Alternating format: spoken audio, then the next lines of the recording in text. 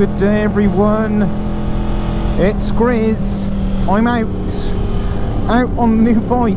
Yes, I've bought an R1, a Yamaha R1, a 2010 R1. It's a big bang cross-plane crankshaft jobby, and yeah, it's a bit of a black stealthy number, and I really like it. It's Gert Lush. Just listen to that lovely cross-plane crankshaft. Yeah, I've been wanting one of these for quite some time. I test rode one back in, what was it, 2000 and... road ahead closed, I hope not. I test rode one, oh, is that road?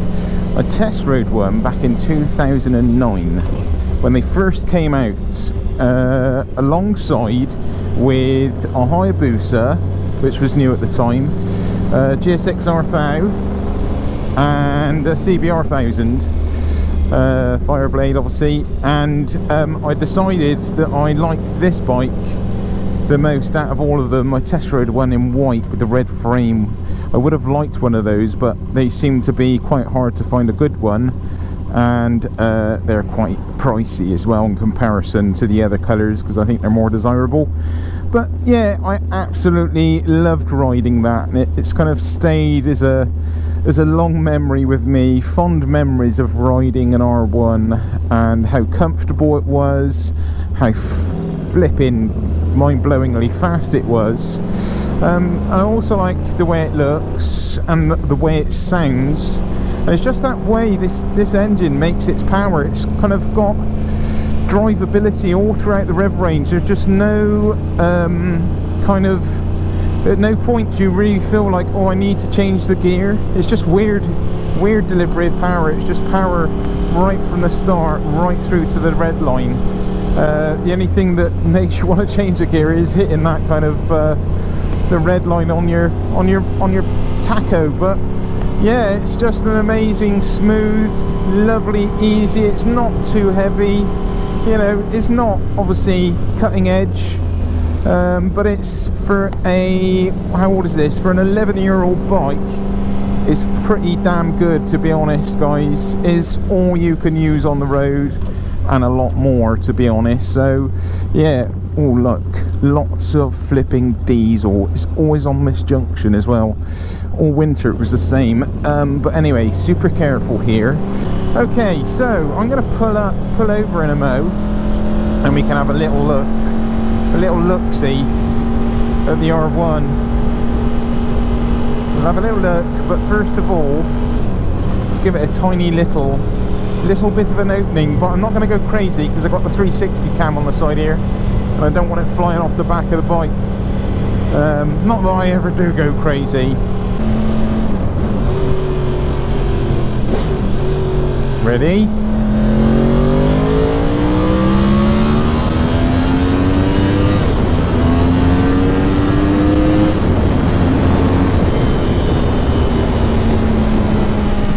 That's enough. I'm not going nuts. My camera will fly off the back of the bike, and I can't afford that. Yeah, so we're going to pull over in a sec. But it's got so much go. So lovely.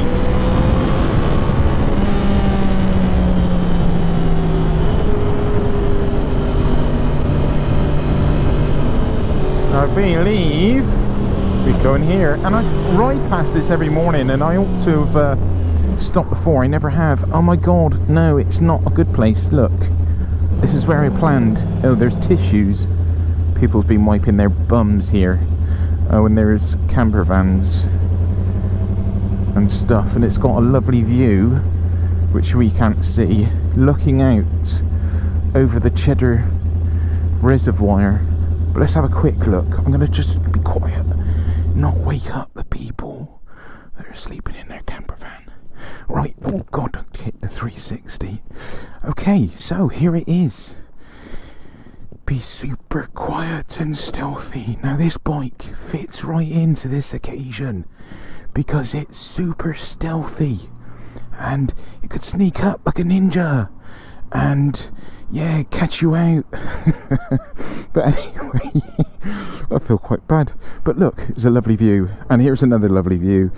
2010 R1.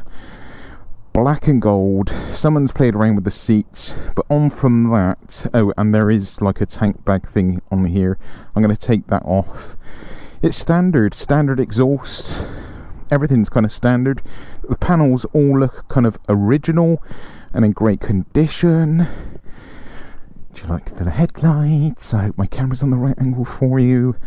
Yeah, it's got like new chain and sprockets. All the flipping stickers are on it still. Rear suspension's like really clean. Everything's really clean. I strongly suspect the wheels have been resprayed at one point, but they still look really good. So, yeah, it's a lovely bike. Really nice. I haven't actually got a great deal of time because I'm riding into work and I don't want to be late. But I wanted to pull over and give you a quick squiz. We'll do more of this at some point, but let's get going and try not to wake up the people in the camper van. I won't rev it or anything like that, honest. Oh, come on. Shh. Right, we've got different power modes on this bike as well. Got like standard, which is in at the moment. Standard. And there's like an A and a B power setting. A power setting is like awesome, and B is like ballistic. No, it's slightly slower. So yeah.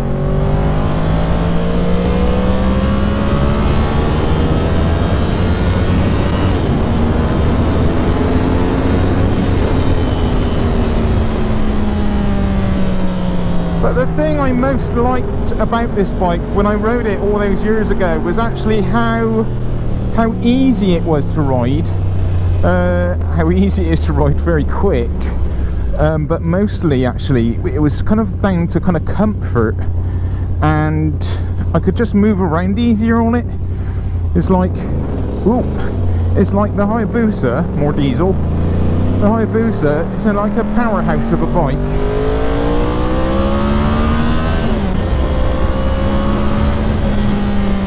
But this thing is just lighter, it's more nimble. I feel like I can, well, like you can move your feet about more, you know. I haven't got all the kind of framework that was there. So yeah, it's very much better. Very much better.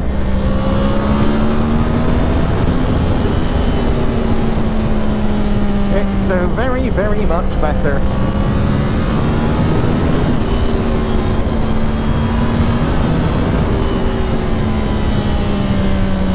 And it sounds amazing, and it does want to do wheelies. If you're a bit ham-fisted with it, you can loft the front without too much of a problem, which I found out when I took it out for a ride when I first bought it. Yeah, I bought it, and well, as you know, I exchanged the Monster for it, and yeah, that was all okay. I bought it from a company called Kubo Moto up in Huddersfield. Transaction was okay. It wasn't the best. God, there is so much diesel down here. Yeah, they weren't really the best. But I've got the bike and I'm happy with it. I've got the deal that I wanted. They messed me around a tiny bit, and I think it was more so because of a clerical error made by someone thinking that the Monster had a full service history after I told them it did not. And if it weren't for the fact that I had the whole conversation on WhatsApp, yeah, I could have been in a sticky situation because yeah, they were being not really very nice about it. But I got the bike. I'm happy with it. There's some things that I'm not really altogether sure about. The clutch seems a little bit noisy, but I've been told that I've shown quite a few people now, quite a few techs at work, and they all think it's normal. And the other only thing I've got is a little bit of a strange kind of anomaly happening below 3,000 revs. It just like that now, it just That's in first, below 3,000. I don't know how you can feel that, but almost feels like the engine is slightly struggling, and it kind of goes a little bit like a, yeah, that's the best kind of description I can give you. At first, when I first rode it going up the Cheddar Gorge, I thought the front brake was binding on. It was that kind of feeling, but I don't know, it just might be a characteristic of this bike. It's not something I can remember about when I test rode one all those years ago. It's just too long for me to remember if other bikes do it. But yeah, it's got a 3-month warranty on it, and if I have any further problems, they said, you know, if I have a problem, basically they'll kind of get it sorted for me, get it booked into a local garage and get it sorted. So we'll see. We will see. I intend on riding this bike a lot. I intend on making this bike a regular thing, or put it in regular use. Anyway, let's just get on a bit while we can.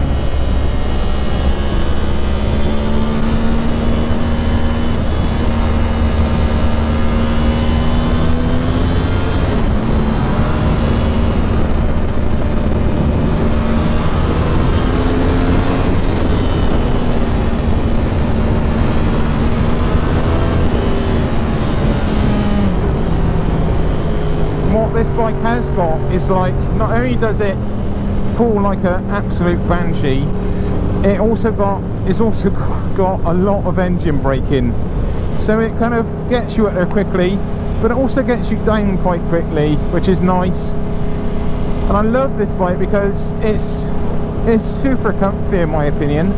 I am like super comfy on this. If I compare it to the 916, this is like Dreamboat.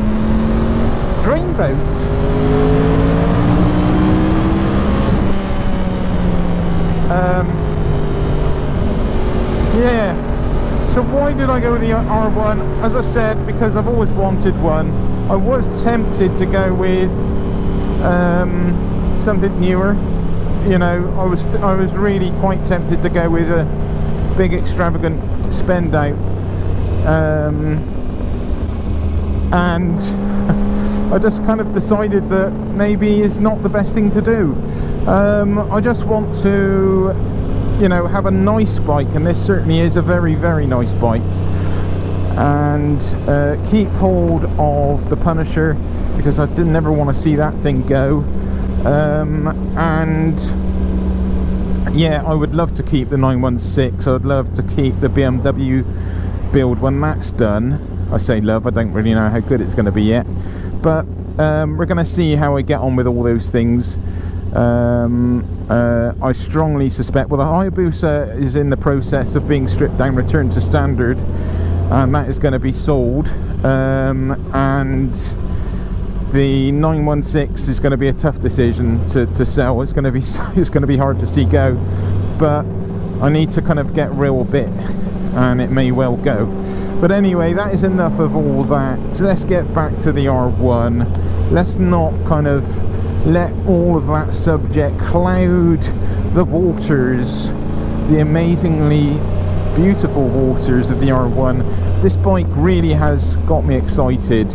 I've rode it when I first got it, and I said the only thing I could really find was like a bit of a, what I thought was a noisy clutch, and that pickup from kind of tick over up to 3,000, it just seemed a little bit, doesn't sound quite right to me and feel quite right through the bike. A lot of vibration. It might just need spark plugs doing or something like that. I'm not sure how much time this bike has been stood, maybe over through lockdown or something. It's only done like 4,000 miles since 2018, so it's not a lot of miles on it, is it? So yeah, we're gonna see, but it's covered under warranty. I've got good faith in the company that sold it to me. They're a reputable company. I've been following them for a time, and their bikes, they always sell really good quality bikes. So yeah, what can you do? You know, it's always so difficult when you buy a new bike. There's certain traits of a bike that you're not aware of, that you might perceive as a fault. And also, you have to bear in mind when you're buying an older bike, you know, this is 11 years old, that it's probably going to come with a problem or two, you know. It's not going to be trouble-free kind of purchase. It's not like buying a brand new bike, so I don't expect things to be perfect, but I do expect things to function normally.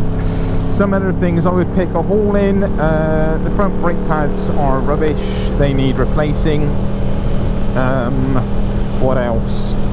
A possible slight knock off the front head race bearings.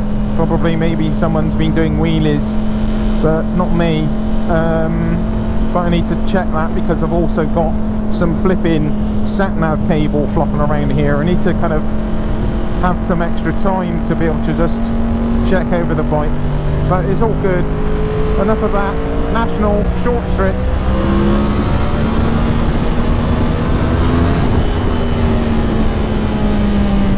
Short little blip, and look, this is why you got to be careful. Someone want to do a U-E, and they have done a U-E right on a junction. So dangerous. So yeah, I'm loving it, guys. I'm really actually loving it. It's not perfect, but you know, these things aren't perfect, and I accept that. But overall, I think it's a really tidy bike. For an 11-year-old bike, this is so tidy, I think, and it's so very standard. I think there's some extra bits on there. I think they've put wing mirror extenders, which is a good addition because I can actually see what's going on behind me. Yeah, oh, it's got a gel seat on the passenger seat, although I can't really see Taffy sitting on the back, but you never know. You never know, I might pick her up from work or something. What are my intentions, I hear you say? What exactly are my intentions with this bike? Well, my main intention is just to ride and enjoy it. As always, as you know, I always tend to get a little bit carried away with the spanners and the buying of accessories. But I don't want to get too carried away with this. It's already got a titanium system on it. So I think it would be, I don't want to chase power numbers and like ooh and make it amazing, but I would maybe like to free up a bit more noise. So maybe I'm thinking like a decat and a pair of cans as such, but I don't want to spend out on a brand new exhaust part, so I'll be seeking the second-hand market for some of that.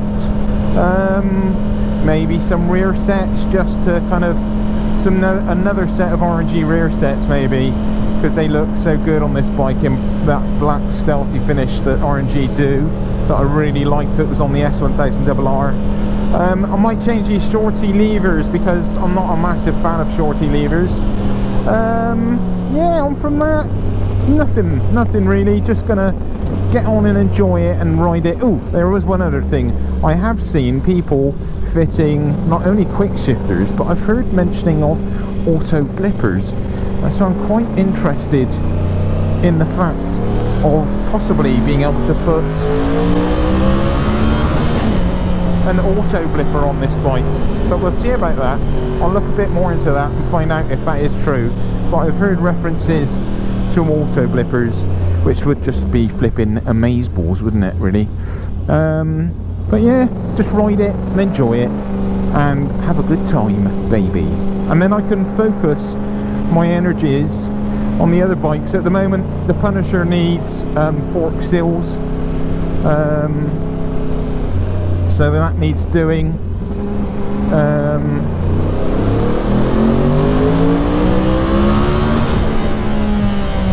Yeah, fork seals, that's a pain. I haven't had time. Oh, little ducks trying to cross the road. Poor ducks, that's not cool. It's a very busy road.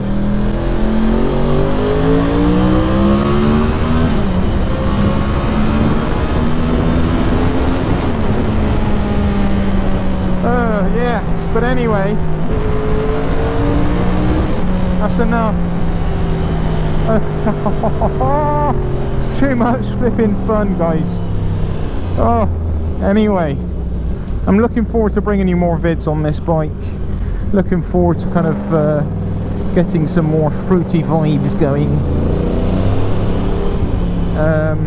Yeah, I hope you all like the R1. I love it. It's another dream I've made come true over the years, and yeah, awesomeness. Thank you to everyone that's helped me make them come true. Oh God, see what I mean, guys? Is that me? Is that user error? It's just like not very happy, it seems, at those low revs. We'll get to the bottom of it, we'll fix it, we'll suss out what the problem is. Just might need some extra riding, I don't know. So here I am for another day's work. Work is going very well, by the way. I have now changed back to being my good old delivery driver, and things are much more chilled. I'm feeling more chilled, got that little bit more energy and feeling that bit more happier about things, so that is good. Right, peeps, see you later.